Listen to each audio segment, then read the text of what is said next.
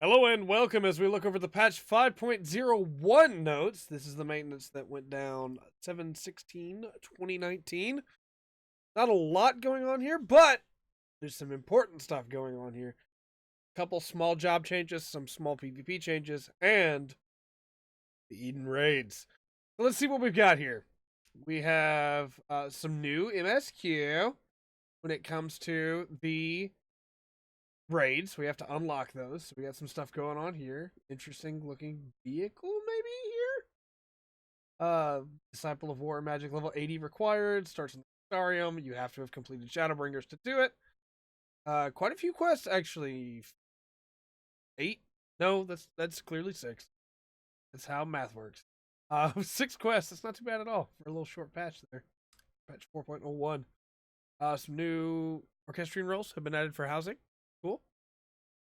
There were some actual job changes already, which is pretty crazy. Normally those wait until, like, again, patch 5.05. That's normally when you get them. But pretty interesting. Disembowel got a buff. The duration for disembowel's been increased from 24 to 30 seconds. Should make it I haven't got Dragoon to 80 yet, but it should make it a little bit easier to keep up your rotation and still have disembowel out on at all times, which is pretty good. My Scholar is at 76, almost 77. Art of War MP reduced from 800 to 600 will help a lot with those AoE pulls. You drop down that sucker, maybe you go ahead and throw down your AoE shield, and Sacred Soil. That's the name of the ability. Completely lost it for a second there.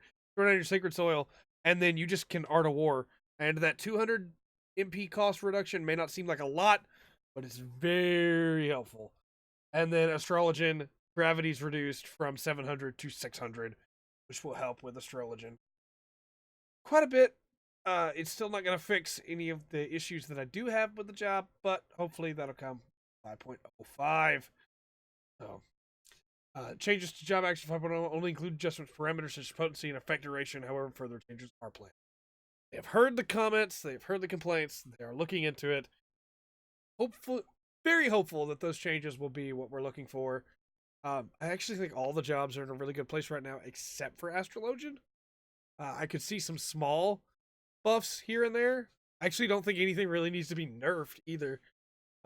Paladin may do a little bit more damage than the rest of the tanks, and Dancer may have a lot more support than Machinist or Bard. But I actually think all the jobs are in a really good place right now, except for Astrologian. And again, my Astrologian's not at 80. Maybe by the time I get it to 80, I will feel differently about it. It's only at 70. Almost 71. But very much enjoying everything else so far. Sound effects for certain gunbreaker actions have been adjusted. Okay. I'm not sure what that's referring to, but interested all the same. Eden's Gate will be added. Average eye level 425 or above. If you have your 430 gear that you get towards the end of the MSQ, that you can get, it's not required, but that you can get towards the end of the MSQ, then that won't be a problem at all. That'll be really easy. But if you don't have that, you won't really be able to get in. Then players can queue solo via the Duty Finder after unlocking the raid. Requirements: deploy the core. Must have completed the Chronicles of New Era quest in the middle of nowhere. So that would be the role quest, maybe? Or is that the first quest for the... No. Yeah, in the middle of nowhere. Okay, so that's the first quest for the new one. I didn't recognize that quest name. Yeah. Okay. Reward. Treasure coffers that appear upon completing Eden's Gate will not yield gear, but instead yield tokens that can be traded for gear of your choosing. Of course. Only receive 1 token per individual Eden raid each week. Event you are awarded a token for the loot list, you relinquish your right to vie for all remaining tokens, regardless of whether you select need or greed. No weekly restriction on entering this gate. Thank you very much. Can be exchanged with Gul Gul in Amarang or Y'all in Yulmore. That's interesting. I would have thought it would have been the Crystarium and Yulmore, not Amarang, but okay. Sure. Helm of Early Antiquity, Armor of Early Antiquity, Gauntlets, Belt, Josses, Greaves, and Bangles of Early. Cool. And then it looks like it's about the same as what we expect when it comes to how much it requires. Upon completing Eden's Gate, Sepulture, not Sepulchre. Sepulture, is that a misspelling? Players can, or is that the name it's supposed to be? Players can also earn a blade of early antiquity once per week. Or can be exchanged with Gulgul or Yal or lightweight tomestones, which can in turn be exchanged for weapons. Sure. Weapons will be available for exchange for lightweight tomestones after the introduction of Allegan Tomestones of Phantasmagoria, which is scheduled to release 2 weeks after patch 5.01. So you want to go ahead and start gathering up your lightweight tomestones so that you can turn them in for weapons in 2 weeks. Which again, those will have a weekly limit on them too. So I would assume. It doesn't say that for sure though, but I would assume. Following duties have been added. Thanks, Lux. Duty Roulette Mentor, Eden's Gate, Resurrection, Descent, Inundation, and Sepulture. Maybe it wasn't a typo. Normal Rage, Resurrection, Inundation, Descent, Sepulture. Required item level for Mentor Roulette has been increased from 410 to 425. Again, shouldn't be a problem if you have your 430 gear. PvP actions have been adjusted as follows. For Dancer, PvP has changed. Standard finish, potency's been nerfed. Dancer was really strong in PvP. Single standard finish has been nerfed, 200 pot. Double standard finish has been nerfed, 300 pot. Technical finish has been nerfed, 100 pot. Single technical finish has been nerfed, 200 pot. Double technical finish has been nerfed, 300 pot. Triple technical finish has been nerfed, 400 pot. Quadruple technical finish has been nerfed, 500 pot. That's a pretty big PvP nerf. 500 potency. And then tooltips for various actions have been revised, though the functionality stay the same. Following adjustments have been made to Adrenaline Rush. For Terminal Velocity, potency has been reduced. For Cometeor, potency has been reduced. LBs were doing just a little bit too much damage on DPSs, and that has been changed. New items have been in it, so this will be the raid gear. Doesn't look too bad. I hope this is dyeable. That chest piece would look really good dyed. This looks really good. I like that. Not so sold. I'm guessing this may be the healer gear. Not super sold on that. This looks okay. The way that the scarf is built in for both of these is very similar to the 69 Evilesian piece for scouting. But at the same time, that's not bad. I like the wing added on there. Not too bad at all. Need to see that helmet from a different angle, honestly. This set looks okay-ish. I like the lower half of the set. I'm not so sure about the upper half. And that set looks... new minions have been added. New achievements have been added. Probably for Eden. Additions have been made to the auto-translation dictionary. New music's been added. The volume of the title screen has been increased! It wasn't loud enough before, now it's going to be louder. It actually, really quiet. Character creation text for both Hellions and the Lost has been updated. Clarify the Hrothgar lore. Cool.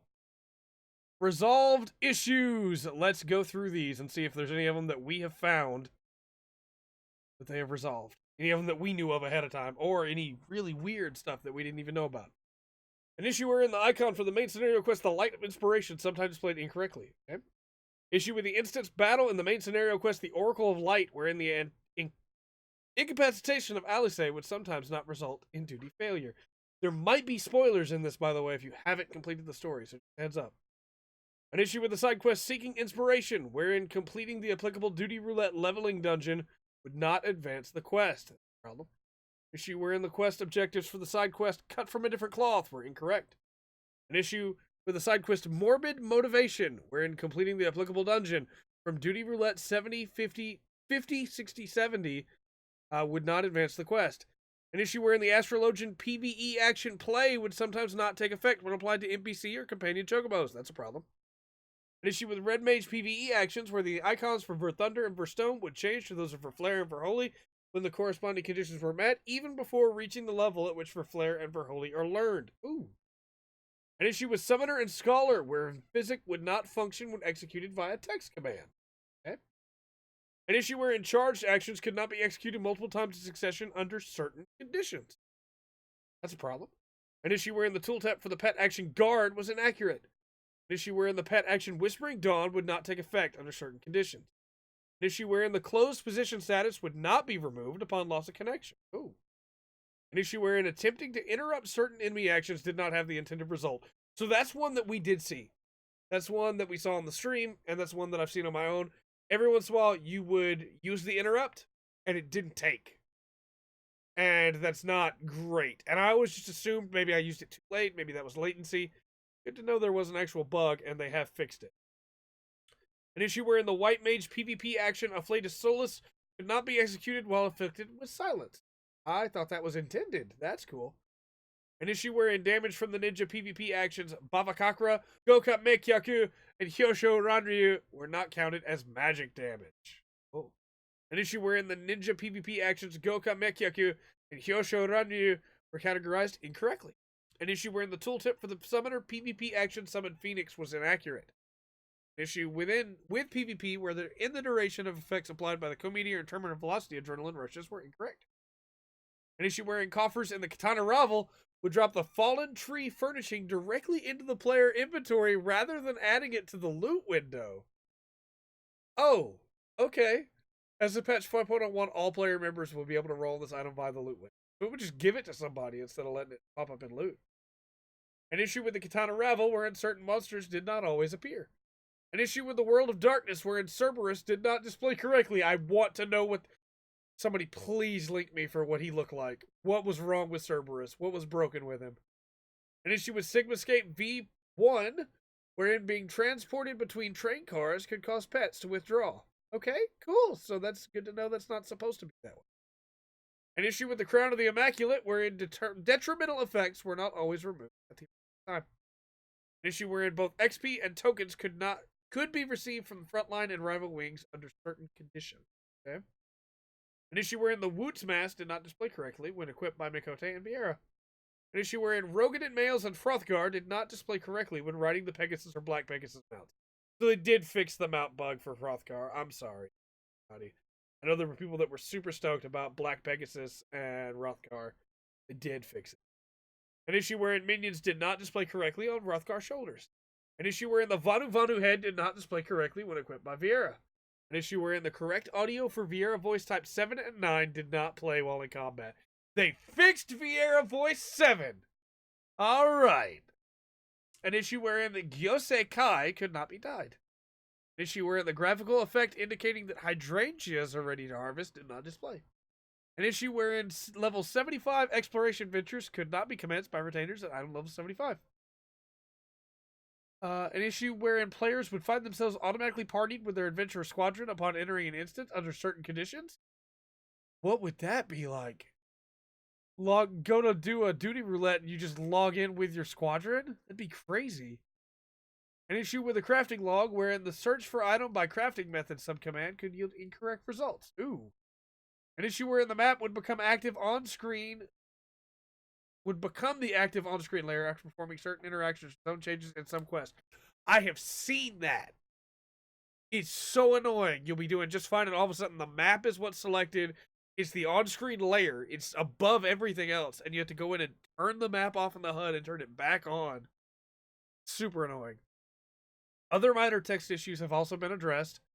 An issue wherein the occlusion culling option did not function correctly in the Mac 64-bit application. An issue in the Mac 64-bit application wherein switching from full screen mode to windowed mode caused the areas of the screen outside the game window to appear black. An issue in Mac 64-bit application wherein the first text character input was not recognized when initiating direct chat. An issue when completing certain Crystarium delivery quests wherein text in the quest completion window did not display properly. An issue in the level 70 Black Mage quest wherein Japanese text was displayed. Huh. An issue in the Fate Cry Not Wolf wherein the description contained the wrong location. Other various issues addressed. Known issues. An issue wherein different NPCs share the same name. That's a problem. An issue with a crafting log wherein a recipe category on the special recipe tab is incorrectly labeled. That's also a problem. So, the big issue that I have is not on this list, which worries me, and it's the hotbar resets for Dancer and Gunbreaker. It hasn't happened to as many people as I had assumed it must have when it started happening to me, but I have seen it. It's happened to me 3 times now. Once with once with Dancer and twice with Gunbreaker. And it's super annoying. Your hotbar just completely resets when you switch to that class. Hopefully they fix that soon. Hopefully it's just some kind of latency causing it. But either way, this is a good list of things changed. Some good PvP changes to Dancer to make Dancer not quite as strong in PvP. And I'm really, really looking forward to Art of War, this MP reduction. It's going to make it so much easier to AoE on Scholar. So much easier. Good buff to Dragoon, too, and buff for Astrologian as well. And then, of course, Eden. So excited for Eden's Gate. With all that said, though, let me know how you feel about these changes for this patch notes in the comment section down below. I have been Trey. This has been the Full Spectrum. Remember to always enjoy the full spectrum. FF14 has to offer.